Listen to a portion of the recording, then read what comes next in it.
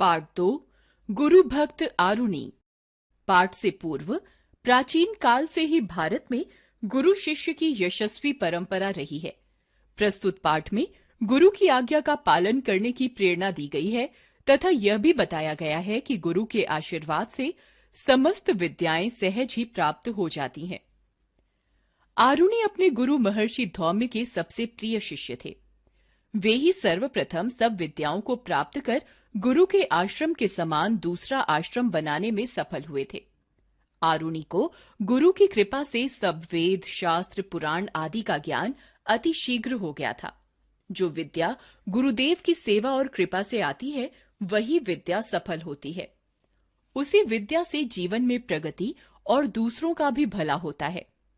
जो विद्या गुरुदेव की सेवा के बिना पुस्तकों को पढ़कर प्राप्त की जाती है, वह अहंकार को बढ़ा देती है। उस विद्या का सदुपयोग नहीं हो पाता। आरुणि गुरु की आज्ञा का पालन करना दत्तचित्त होकर करते थे। यह इस प्रसंग से भली भांति स्पष्ट हो जाता है। एक दिन संध्या के समय वर्षा होने लगी। मूसलाधार वर्षा हो रही थी।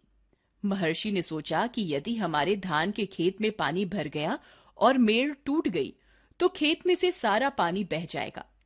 यदि आगे और वर्षा नहीं हुई तो पानी के बिना धान सूख जाएंगे। उन्होंने आरुणि से कहा, बेटा आरुणि, तुम खेत पर जाओ और देखो कहीं मेड़ टूटने से खेत का पानी निकल न जाए। गुरुदेव की आज्ञा से आरुणि वर्षा में भीगते हुए खेत पर चले गए। वहां जाकर उन्होंने देखा कि खेत की मेड़ एक जगह से टूट गई है और वहां से बड़ी तेजी से पानी खेत से बाहर आ रहा है। आरुणि ने वहां मिट्टी रखकर पानी को रोकना चाहा, जिससे कि मेड़ बांधी जा सके। पानी बहुत वेग से बह रहा था और गीली मिट्टी वहां रुक नहीं पा रही थी। जो मिट्टी आरुणि वहां रखते थे, पानी उसे बहा ले जाता था। बहुत देर तक घोर परिश्रम करने पर भी जब टूटी हुई मेड़ न जुड़ सकी तो मेड़ के पास आरुणि स्वयं लेट गए। उनके शरीर से पानी का बहाव रुक गया। रात भर आरुणि पानी भरे खेत में मेड़ से सटे लेटे रहे। ठंड से उनका समस्त शरीर अकड़ गया, परंतु वे न तो जरा भी हिले और न उन्होंने करवट बदली। शरीर में भयंकर पीड़ा हो जाने पर भी वे चुपचाप वहां लेटे रहे। उन्हें भय था कि यदि मैं हिला या करवट बदली तो गुरुदेव के खेत का पानी बह जाएगा। प्रातःकाल के समय सभी शिष्य गुरुदेव को प्रणाम करते थे। गुरुदेव ने देखा कि आरुणि प्रणाम करने नहीं आया। उन्होंने विद्यार्थियों से पूछा, आरुणि कहाँ है?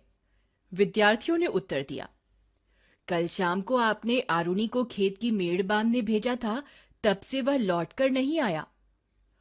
गुरुदेव उसी समय शिष्यों के साथ आरुणि को खोजने निकल पड़े। खेत पर पहुंचकर उन्होंने आरुणि को पुकारा। सर्दी के कारण आरुणि से बोला तक नहीं जा रहा था, परंतु बहुत प्रयत्न कर किसी प्रकार उन्होंने गुरुदेव की पुकार का उत्तर दिया। महर्षि ने वहां पहुंचकर शिष्यों से मेड़ ठीक करवाई और उस आज्ञाकारी शिष्य को उठाकर हृदय से लगा लिया। महर्षि धौम्य ने आशीर्वाद दिया, पुत्र आरुणि, तुम्हें सब विद्याएं अल्पकाल में ही प्राप्त हो जाएं। बाद में आरुणि बड़े प्रकांड विद्वान हुए और लोकहित के लिए गुरुदेव का अनुकरण कर एक श्रेष्ठ आश्रम की स्थापना की।